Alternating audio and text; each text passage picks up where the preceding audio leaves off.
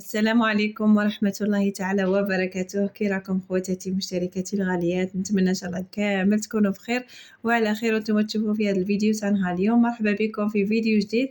اليوم ان شاء الله كما تشوفوا راح نشارك معكم بدعيه او قندوره نتاع الصيف بزاف موديل شباب لكل الاخوات المبتدئات. نتمنى ان شاء الله ينال اعجابكم ويجيكم سهل تقدروا تفصلوه بكل سهوله. غادي نشرحها لكم بطريقه مبسطه، تبعوا معايا الفيديو الاخير. ما تنساوش الجام، واللي اول مره تشوف القناه تقول مرحبا بك، ما تنساش الاشتراك وتفعيل الجرس باش يوصلك كل جديد.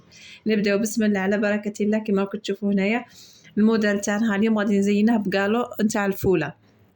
هذا القالو هذا خواتاتي راه يتباع بالمتر وتقدروا تخدموه وحدكم في الدار وديروه كمشروع، غير هذا ديريه مشروع وتبيعيه وتسترزقي منه. فغادي نحطه في القناه الاولى، اللي بغات تعلم كيفاش تخيطه تدخل القناه الاولى وتشوف الفيديو. هنا خواتاتي عندي القماش هذا نتاع الفيبران كيما شفتوا. قلت لكم نشريه ونغسله من بعد نحده. هنا خواتاتي في الغسيل كي تغسلوه ما تقطبوش تعصروه غايه الغايه، لا غير ديريه في الماء وخليه مده 10 دقائق ولا 15 دقيقه، ولا ومن بعد غير شويه عصره خفيفه وخليه يقطر ومن بعد نشريه. هنا شوفوا نحكم القماش هذا غادي نعبره معكم ونقول لكم شحال فيه. لاطاي تاعها اليوم ان شاء الله غادي نشاركها معكم هي 2 اكس ال حتى 3 اكس ال. على بالي اللي غيتفرحوا كاع تبغوا لاطاي الكبيره اللي نخيطها ياك. قولوا لي خواتاتي واش رايكم نولي نشارك معكم طاي كبيره وخضراء طاي صغيره باش هكا صغارات ما يزعفوا، واللي يلبسوا طاي كبيره ما يزعفوا يقولوا جمانه تخيط غير صغار. وان شاء الله نولي نشارك معكم تاع بنوتات صغار. مازال الطلب ما جانيش عليهم، على بها ما نبغيش نخيطهم غير هكا ونخليهم يقعدوا لي خواتاتي. راه عندي كميه كبيره من القماش بغيت نستغلها للنساء الكبارات، على بالي راه جاي العيد وكا وكاع يبغوا يخدموا هكا بدعيات. ان شاء الله الفيديوهات الجايه نولي نشارك معكم تاع صغارات تاع من السنين وطلع حتى ل 11 عام 12 حتى ل 15 ان شاء الله ندير لكم فيديوهات عليها. هنا بسم الله على بركه الله نعبروا القماش شحال فيه.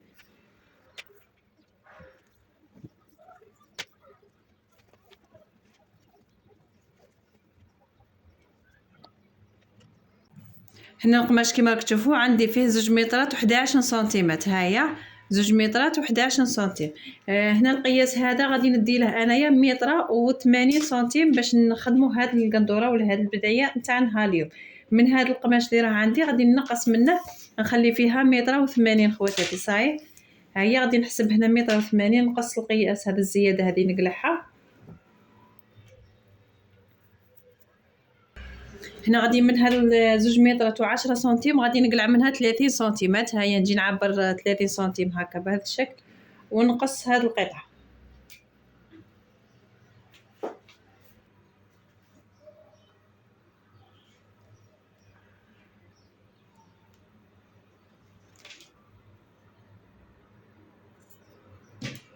هيا هنا نكرونتي القماش غير شويه كيما هكا ونقص بهذه الطريقه هذه.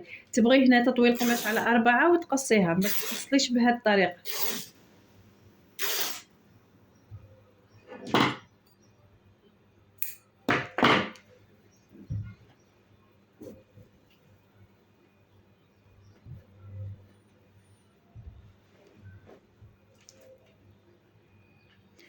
وهنا كما راكم تشوفوا غادي نحكم القطعه هذه نطويها على 4.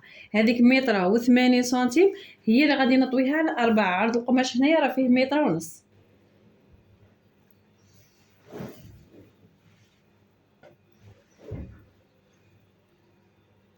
هيا خواتي هنايا هاد القطعه راه في عرضها متر و80 سنتيم. متر و80 سنتيم هي اللي غادي نطويها هكا على 2 ونعاود نطويها على 4.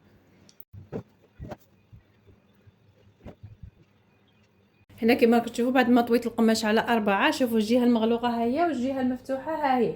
دوك هنا غادي نقلع هاد لا ليزيير، دائما نقلعوها باش كي تخدموا تخرج لكم خدمه نقيه وشابه. غادي نقصها ونولي معك. هنا كما راكم تشوفوا بعد ما قلعنا لا ليزيير خواتاتي نجيو دروك ندو اخذ القياسات. كما قلت لكم هذه تلبس 2 اكس ال حتى 3 اكس ال، فيها متر و80 سنتيم. كنتي قليله ما تشريش متر و80، شري غير متر ونص تخدمي به. هنا شوفوا غادي نخدم معكم القياسات هذو. نجي خلي هنا الجهه المغلوقه نروحوا دروك للجهه المفتوحه غادي نخدموا مع بعض.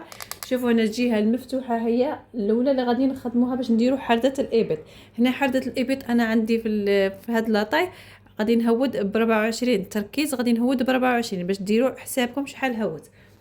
غادي نجي من هاد الحافه هذه من الجهه المفتوحه كيما هكا،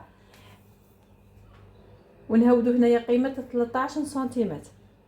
ها هي نهودو ب 13 سنتي، ندير نقطه.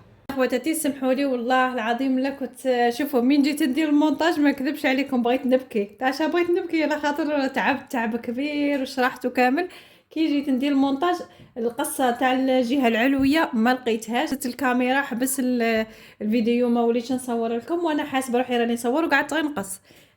تما دروك راني مع المغرب عاودت كي جيت ندير المونتاج ما لقيتهاش، غادي نعاود لكم في قطعه قماش. هنا الموديل راه واجد، ها هو راه مخيط خواتاتي. شوفوا دروك هنايا غادي نكمل لكم كيفاش قصيت الجهه العلويه، والشيء الاخر غادي نكملها لكم في الفيديو على خاطر من بعد كي حبست التليفون وكاع شحال من خطره انا نديرهم هكا قطع صغيره اجزاء ومن بعد نكمل نلصقهم كاع في المونتاج.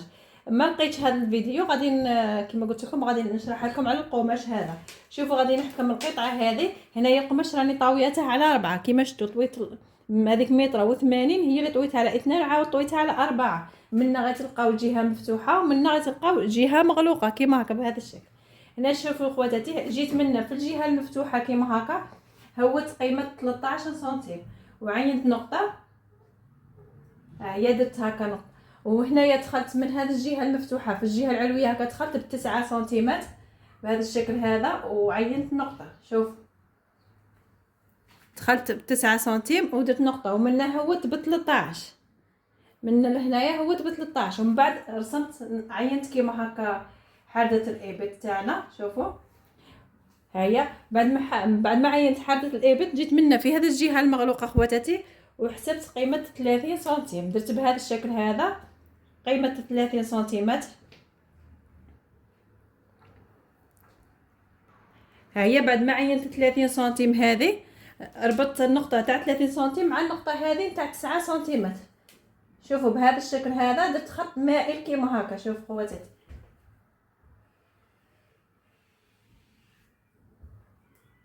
هنا مزيه كانت شويه الاضاءه جيت صورت لكم على خاطر كنت دايره حسابي الفيديو هذا غدوه ان شاء الله نحطها لكم على اليوم اللي غادي نحط لكم فيه الحد.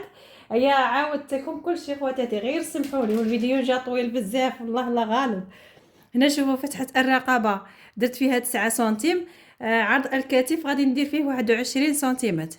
هنا كما قلت لكم هاد لاطاي تلبس 2 اكس ال والاكس ال حتى 3 اكس ال. شوفوا هنا درت 21 سنتيم هيا وعينت نقطه 21. من بعد هنايا درت فتحه الرقبه 9 سنتيم ودرت نقطه. ها هي فتحه الرقبه تاع الخلف هوت ب4 سنتيمتر. من بعد وصلت النقطه هذه تاع 9 سنتيم مع تاع 4 سنتيم تاع الرقبه تاع الخلف. هنا في ميلان الكتف غادي نهود ب2 سنتيم. ها هي غادي ندير نقطه.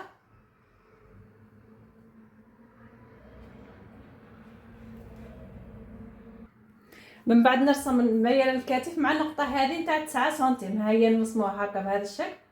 من بعد من عند هذه النقطه تاع ميلان الكتف نجيو نحسبوا قيمه 11 سنتيم هكا.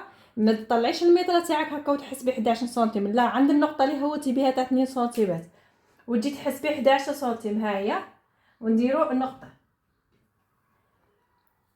هاي خواتي هنا النقطه هذه غادي توصل لنا مع الخط هذا ناقصه عليه غير بشويه غير مليمتر. من بعد هنا شوفوا غادي نجيو نديروا هنا فتحه الرقبه تاع الامام. فتحه الرقبه تاع الامام هوت ب 18 سنتيم. هي هوت ب 18 سنتيم. ومن بعد هنايا رسمتها شكل في. هنا كل وحده كيفاش تبغي ترسم الرقبه تاعها، تبغي ترسميها كاري تبغي ترسميها مقوسه.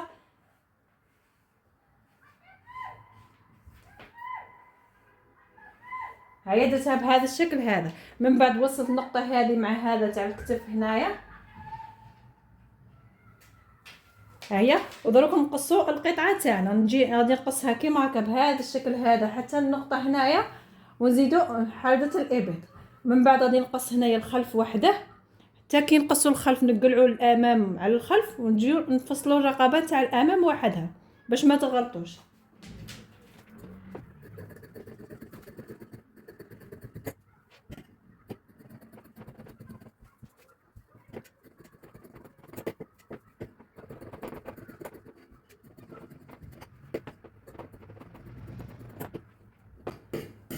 ها يا خواتاتي هنا شوفوا عندي القطعه، انا راه عندي القماش هذا راه قليل، راه مطويغي على 2، بصح نتوما غادي كي تكونوا طاوينه على 4 غادي تكوني فصلتي هنايا الرقبه تاعك كيما هكا بهذا الشكل، تاع الخلف وتاع الامام يكونوا مع بعض. تفتحي القماش كيما هكا وتقلعي القماش نتاع الخلف وحده باش ما تزيديش تفصلي الرقبه، وتعاودي تطوي القماش هذا نتاع الامام وتزيدي تفصلي الرقبه تاعك بهذا الشكل هذا. شوفوا هنايا كي نفتحوها كيما هكا تاع الخلف، شوفوا كيفاش غادي تجي، ها هي تجي بهذا الشكل هذا. وتاع الامام كي تفتحيها وتجي عفوا كي تعاودي تطويها وتقصيها غادي تجي بهذا الشكل هذا. شوفوا خواتاتي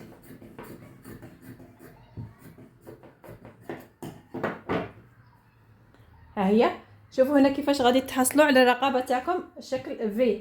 من بعد هنايا غادي تطوي القماش كيما هكا وتجيبي القطعه هذه هنايا مع اختها كيما هكا. شوف باش تحصلوا على القطعه تاعكم شحال راكم باغيين ديروا الطول فيها، تجيبي المتر تاعك من هنايا تدي الطول الكلي شحال باغي ديري فيها. هنا شوفوا وهذه القيمه اللي تبقى لكم هنايا هذه غادي تجي مستفه في القماش هنايا. شوف غادي تجي هكا مستفه. دوك نكمل لكم باقي الفيديو في الروبه هذه. دي هنايا الطول تاعك نتاع البدعيه ولا تاع القندوره هذه شحال تحتاجي فيها. تحطي القطعه هذه هنا بعد ما تطويها، ها هي هنا كي تجي تعبري التركيز تاعك غادي تلقاي فيه 24 سنتيم. ها هي هنا بعد ما نحطوا القطعه تاعنا كيما هكا كي تجي تحسبي التركيز تاعك تلقايه 24. شوفي هنا تحطي المتر تاعك كيما هكا، غادي نرسمها لكم باش تبان لكم. هنا كيما هكا شوفوا نعين لكم هنا نقطه ماش تبان، هاي هنا سمحوا لي ما راش تبان النقطه كيما هكا عند هذه النقطه اللي رسمتها هنايا على باش نديروا الخط نيشان على حساب الكتف هذا. من بعد نجي هنا نحط المتر تاعي بهذا الشكل هذا. شوفوا خواتاتي ها هي هنايا عندنا 24 سنتيمتر. صاي تلقاو 24 سنتيم في التركيز تاعكم. اللي عندها تركيز ناقص دير قياس هنايا تنقص، هنا ما ديرش 11 سنتيم دير 10 سنتيم وتحسب الحسبه تاعها منا شحال تهود باش تحصل على التركيز اللي يكون عندها. كاين 22 20 المهم هذيك 22 ولا 20 ولا تقسميها على زوج، نصها ديري هنا ونصها ديري هنايا في الكتف. صحيح العدد الكبير هو اللي غادي ديريه هنا في الجلال تاعك. هنا شوفوا غادي نحكموا القطعه هذه. دروك هنا شوفوا كيفاش راه الشكل تاعها هذا. هاد الزياده اللي راهي منا كامل غادي تولي كشكاشه. غادي نستفوا القماش تاعنا باش يجي مستف هنا ونركبوه في هذه القطعه هذه العلويه. دروك هنا غادي ندو الطول نتاع البدعيه ولا تاع القندوره تاعنا شحال غادي نديرو فيها. هيا تحطي القماش تاعك كيما هكا الكتف مع هذه القطعه تاع الجلال الجهه السفليه، ومن بعد هنا تجيبي المتر تاعك تدي الطول تاعك شحال راكي باغيه ديري فيها. حطي المتر تاعك كيما هكا بهذا الشكل وتزيدي حنايا حق الخياطه هذاك اللي غادي تخيطي هنا 1 سنتيم اللي غادي ينقص لك منه، و1 سنتيم نتاع الكتف ما تنساوهاش. تما 2 سنتيمات من تدي الطول تاعك زيدي له 2 سنتيم تاع 1 سنتيم اللي غادي ينقص من 1 سنتيم اللي غادي ينقص من الكتف، وزيدي لها 2 سنتيم تاع حق الكفه تاع الجهه السفليه. هنايا شوفوا غادي ندير فيها انايا غندير فيها متر و36 سنتيم.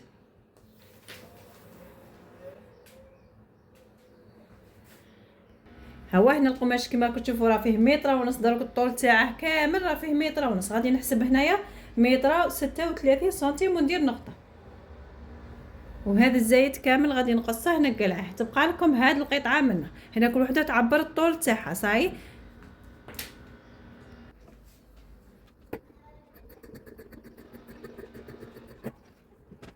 شوفوا بعد ما قصيت القطعه هذه هنا طلعوا قيمه 2 ولا 3 سنتيم. ها هي نطلع هنايا ب3 سنتيم كيما هكا ونقص القطعه هذه من هذه الجهه هذه وتجي تقصيها كيما هكا. انا ما راش مواليتني غادي نجي نقصها منها ونطلع خواتاتي. صحيح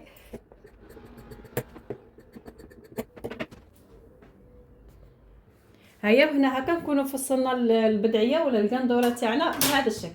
هنايا ما فيهاش فصاله بزاف. شوفوا هذه الجهه منا راهي مغلوقه غادي نفتحها خواتاتي، ما خلوهاش هكا مغلوقه على خاطر كاينه جهه مبلعه وجهه مفتوحه.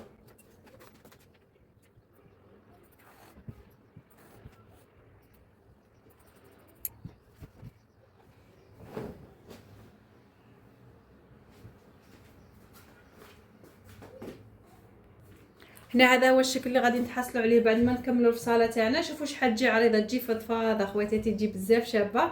هنا شوفوا غادي نحكم القطعه كيما هكا، ها هي، ونحكموا القطعه نتاع الامام. هنا نديروها تبطين، هنا تبطين غادي بهذيك القطعه اللي قلعتها في الجهه السفليه غادي نبطن بها القطعه هذه. غادي نحكم كيما هكا، نقصها شرائط، نديرها كيما شرائط البي، ها هي، ندير فيها قيمه 4 سنتيم هكا نقصها، ومن بعد نجي نبطن بها هنايا البي تاعنا. هنا قبل ما نبطنو غادي نوريكم كيفاش تركبوا هذاك الكالون تاع الفوله وتزينوا به، ولا بغيتوا ديروها رقابه سامبل ما ديروا فيها والو خلوها كيما هكا. ومن بعد هذا القماش هذا اللي راه هنايا كامل، بعد ما تفيني الرقابه تاعك تاع الامام، هنا تركبي الكالو كامل، تجي تحكمي القطعه هذه كيما هكا بهذا الشكل. الوسط ديريه مع الوسط كيما هكا، شوف ها هي، تحكميه بإيباك. ومن بعد منا هذه القطعه هذه اللي تبقى لكم، ها هي تحكميها مع القطعه هذه بهذا الشكل هكا، تحكميها بإيباك. وهذا القماش اللي يبقى لكم هنا في الوسط هو اللي غادي تحكمي الابره والخيط وتست فيه، ديريه مستف كامل حتى لهنايا، حتى لهنا في الوسط. تعاودي الجهه الثانيه بنفس الطريقه، تحكمي القطعه هذه ها هي مع القطعه هذه مع الحافه كامل، شوف تركيز مع التركيز كيما هكا، شوف تحكميها. ومن بعد هذا القماش اللي يبقى لك هنا في الوسط كذلك غادي ديري له كشكشه تست فيه. دروك نزيد نفهمكم في الخياطه مليح.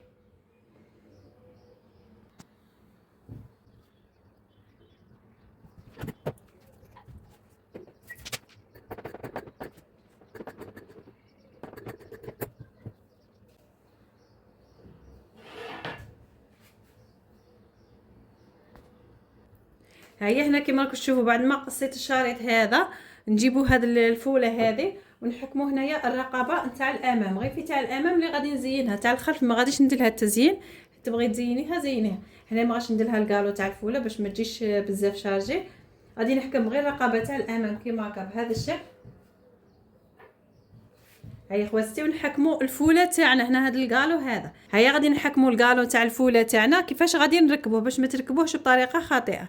الجهه اللي راه فيها سورجي غادي نحكم الفوله تاعي كيما هكا، اللي راه فيها سورجي تجي منا مع الفتحه نتاع الرقبه تاعك، واللي راه فيها هذا الديكور هذا نتاع الفوله غادي تجي كيما هكا بهذا الشكل هذا.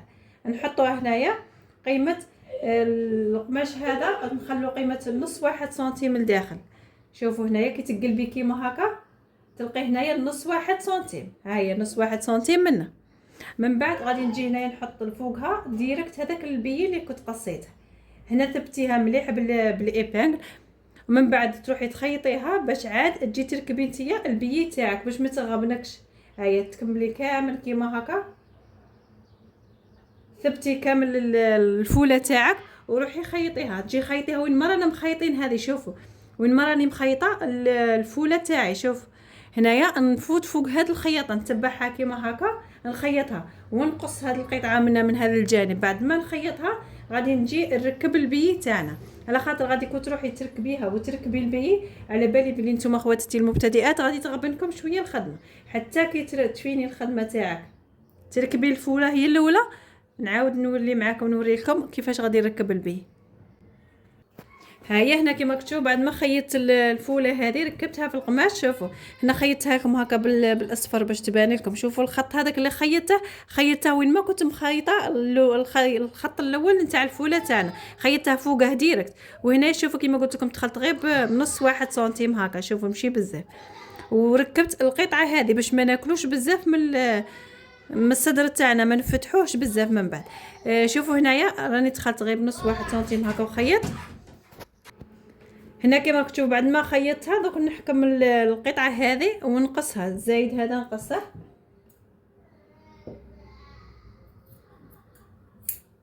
هيا هنا كي تقصوه من يبقى لكم هكا الكالو، هنا ديري بوان داري قبل ما تكملي. هنايا ديري بوان داري، ومن بعد في هذا الجهه ثاني فوتي عليها ديري بوان داري باش ديري حسابك كي تقصي ما ينحلكش القماش، تبقى لك كيما هكا. نشوفك راني دايره بوان داري ما غاش تنحل لنا، تبقى هكا الكالو تاعكم محافظين عليه. هنايا نروحوا للقطعه هذه دروك بعد ما خيطتي تكوني خيطتيها، غادي هاد الزياده هذه منها كامل غادي نقصها. شوف غادي نقصها باش عاد نجي نركب شريط البي تاعي.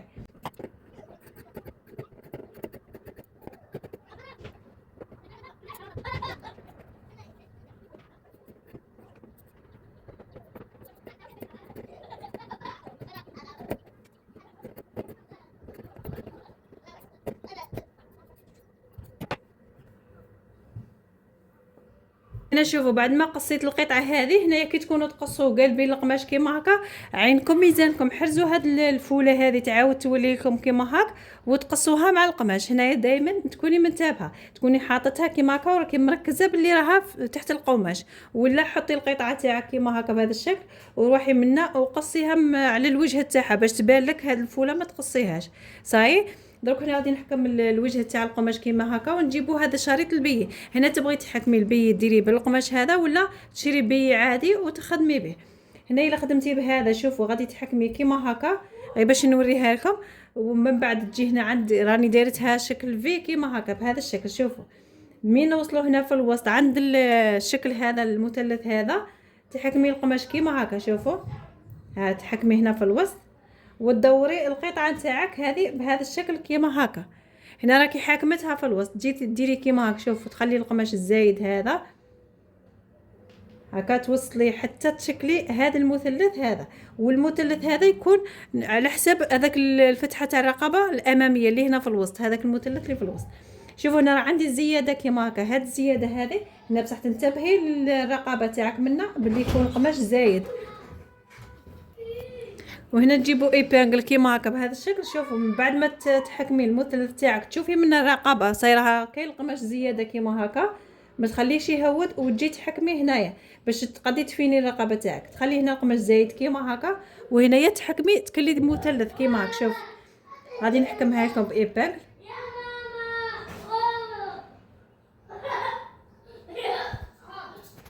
هيا تحكميها كيما هكا بالايبانغل، ومن بعد تروحي هنايا تخيطي، تجي تخيطي كيما هكا بهذا الشكل، تبعي هذا المثلث هذا. شوفوا انا نرسمها لكم باش يبان لكم.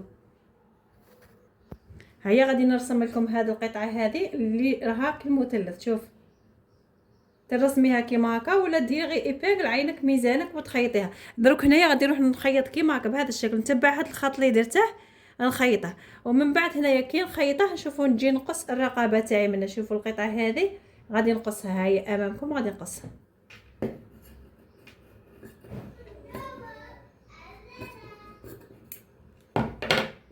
صحيح هيا غادي نروح نخيط هذه القطعه هذه هي الاولى. حكمي القماش تاعك دروك غادي تحطي القطعه مع اختها كيما هكا وتجي تخيطيها هكا بهذا الشكل، نخيطها ونولي معكم.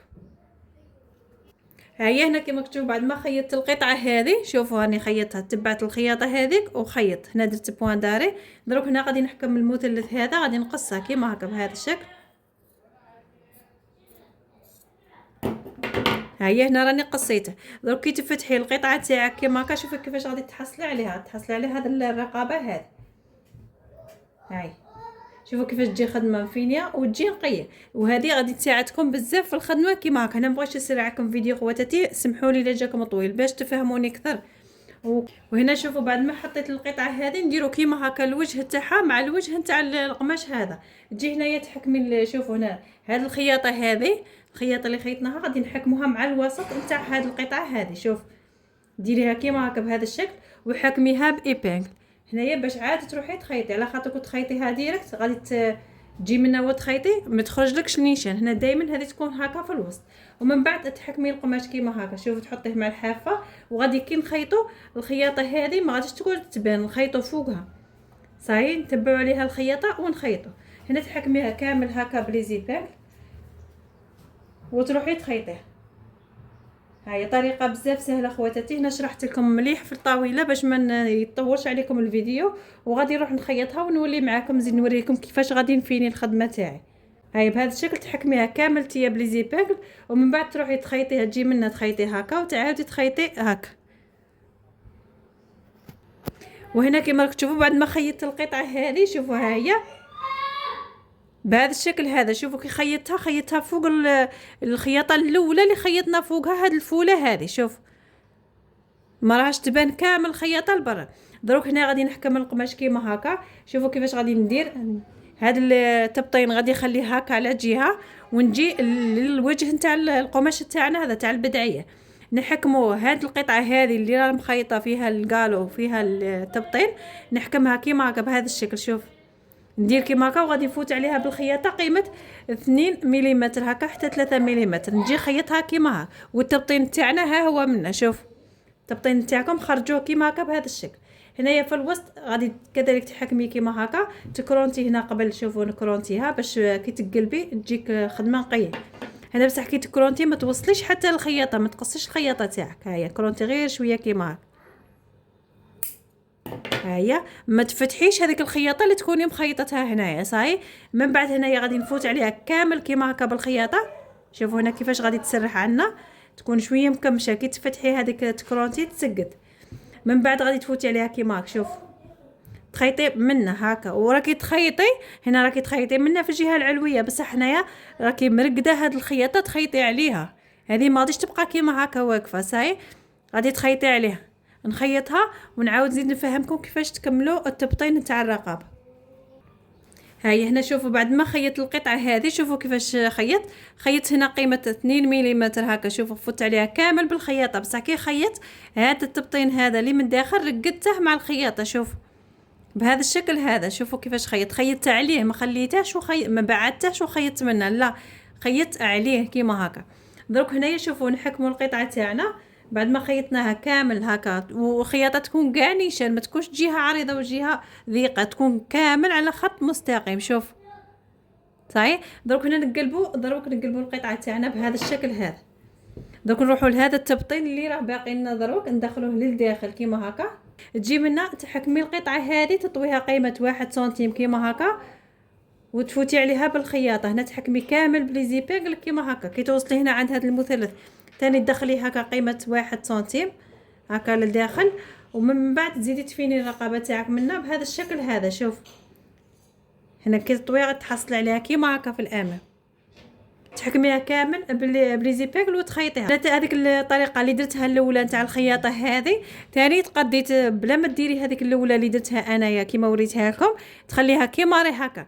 تحكمي ديريكت التبطين تاعك ترديه للخلف كيما هكا، تجي هنا تحديه مليح تقديه وتفوتي عليه بالخياطه كيما خطره واحده، تخيطي التبطين مع الامام خطره واحده، تخرجي في هذه الخياطه هذه اللي خيطتها انا الاولى. صاي انا هنا ما بغيتش ندير كيما هكا باش هنايا باش نخدم على راحتي في التبطين. شوفوا غادي ندير كيما هكا ونحكمها بليزيبيغل هنايا، ومن بعد نفوت عليها بالخياطه نخيطها ونولي معاك. هاي هنا كيما راك تشوفوا بعد ما خيطت التبطين كيما راك تشوفوا خواتاتي، ها هو كي نقلبه كيما كنتحصل عليه بهذا الشكل هذا. شوفوا كيفاش يجي مفيني ويجي شباب. هنا ما بغيتش انا ندير هذيك الخياطه من داخل باش كي نقلب التبطين تاعي شوفوا كيفاش نلقى خدمه نقيه، ما نلقاش خياطه منه. صحيح. هو وكي تقلبيه للامام شوفوا كيفاش يجي ثاني، يجي بزاف شباب. وهنا لا كولر دائما تاع الخيط تكون على حسب اللون تاع القماش. هو شوفوا هنا كيفاش تفينوا الخدمه تاعكم في هذا المثلث الثاني. هيا ديري من ديك الكفه قيمه 1 سنتيم ومنها 1 سنتيم، وهنا تعرفي كيفاش تفيني الرقبه تاعك. شوف دروك هنايا غادي نحكموا القطعه كيما قلت لكم. هيا غادي نديروا الوجه مع الوجه. دوك الرقبه تاع الخلف ثاني غادي ندير لها التبطين بنفس الشكل، ندير شريط البي نركبه منا ونعاود نقلبه للداخل. راني موالفه نديرها معاكم التبطين تاع الرقبه سهله. دروك غادي نجي نحكم القطعه هذه. شوفوا خواتاتي غادي نحكم كيما هكا بهذا الشكل هذا، نديروا الوجه مع الوجه ونحكموا هنا الوسط مع الوسط هكا. شوف هاي الوسط هذا مع هذا الوسط نتاع الصدر هذا. شوف نديروا كيما هكا بليزيبيغ. راني حكمته هنا. بعد ما حكمته غادي نجي نحكم الجهه هذه اللي من ثاني. شوفوا ها هو هذه تاع حده الابط، هذه القطعه هذه هاي مع القطعه هذه بهذا الشكل. شوف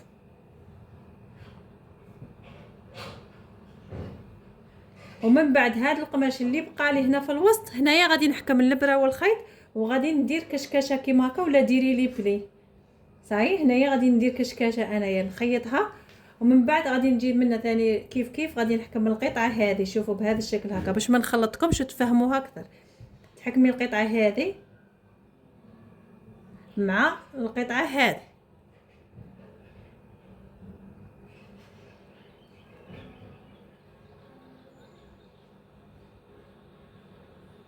ها هي. ومن بعد هنايا غادي ندير لها كما قلت لكم، فاني هذا القماش اللي باقي لي هذا غادي ندير لها الكشكاشه، ندير لها الكشكاشه. وتاع الظهر كذلك بنفس الطريقه غادي نديرها كيما هكا، نخيطها ونوريها لكم.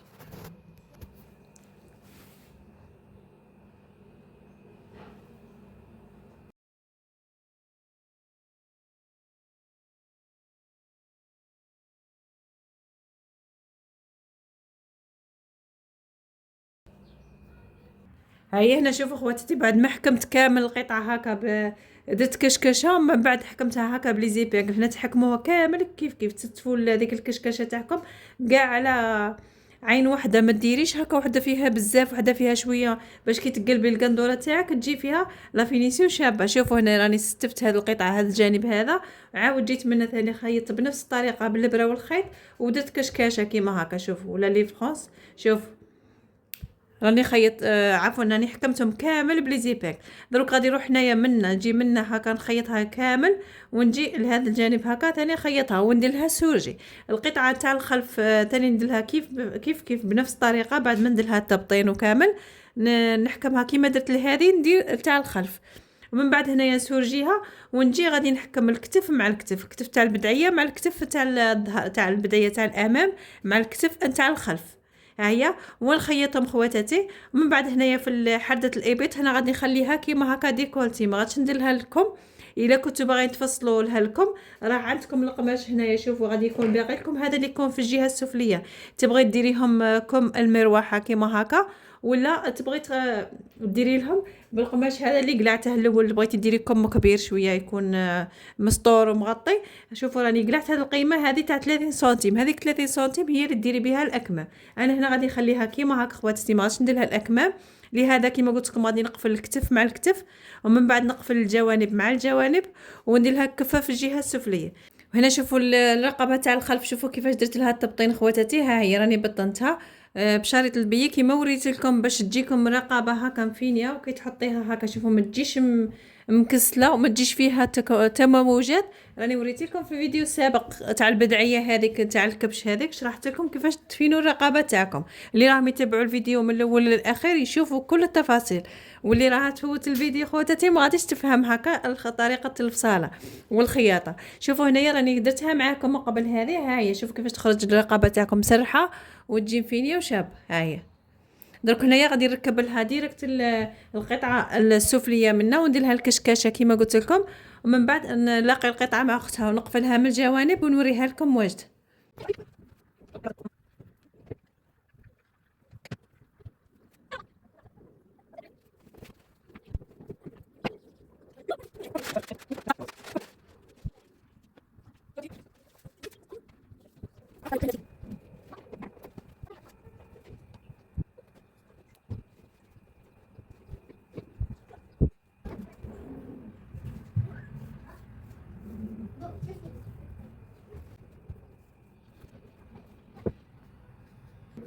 هيا شوفوا هنا البدايه ولا القندوره بعد ما كملتها في الخياطه. شوفوا خواتاتي كيفاش تجي، شوفوا تجي عريضه فضفاضه. بالنسبه للاخوات الحوامل هذه نقول لكم توالمكم بزاف خواتاتي، على خاطر جايه عريضه فضفاضه. ها هي كيما قلت لكم وتلبس طاي كبيره. راها شوفوا العرض تاعها راه فيها خواتاتي. شوفوا كي نفتحها لكم هكا هنا غير راني مستفه القماش ما راهيش تبان. شوف كي نفتحوها تجي عريضه بزاف شابه. وشوفوا هنا لا فينيسيو كيفاش تجي في الرقبه، هي جات ما شاء الله. شوفوا هنا الرقبه تاع الخلف ثاني جات مفينيه، وكي تقلبي كيما هكا لداخل ثاني تلقاي الخدمه تاعك نقيه من داخل صاي. هنا شوفوا بعد ما كملتها كامل بقاو هنا لي موش انا ما درت لهمش الاكمام. نتوما الا كنتو باغيين ديروا لهم الاكمام ها هو القماش يكون باقي لك، غادي تشري 2 مترات و10 سنتيم، تبقى لك هذيك 30 سنتيم هي اللي غادي ديري بها الاكمام صاي. وهنا في الطول خواتاتي الطول انا درت 135 كيما عفوا 136.